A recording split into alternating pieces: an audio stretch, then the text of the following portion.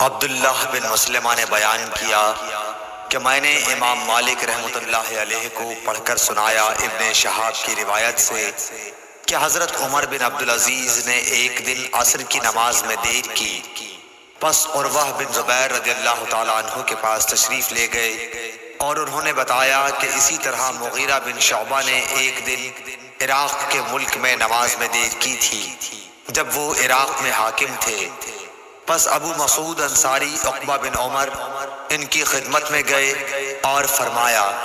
مغیرہ آخر یہ کیا بات ہے؟ کیا آپ کو معلوم نہیں کہ جب جبرائیل تشریف لائے تو انہوں نے نماز پڑھی اور رسول کریم صلی اللہ علیہ وسلم نے بھی نماز پڑھی، پھر خود جبرائیل نے نماز پڑھی تو نبی صلی اللہ علیہ وسلم نے بھی نماز پڑھی، پھر جبرائیل نے نماز پڑھی تو رسول کریم صلی اللہ علیہ وسلم نے بھی نماز پڑھی، پھر جبریل نے نماز پڑھی تو رسول کریم صلی اللہ علیہ وسلم نے بھی نماز پڑھی، پھر جبریل علیہ السلام نے کہا کہ میں اسی طرح حکم کیا گیا ہوں۔ اس پر حضرت عمر بن عبدالعزیز نے عروہ سے کہا، معلوم بھی ہے آپ کیا بیان کر رہے ہیں؟ کیا جبریل نے نبی کو نماز کے اوقات عمل کر کے بتلائے تھے؟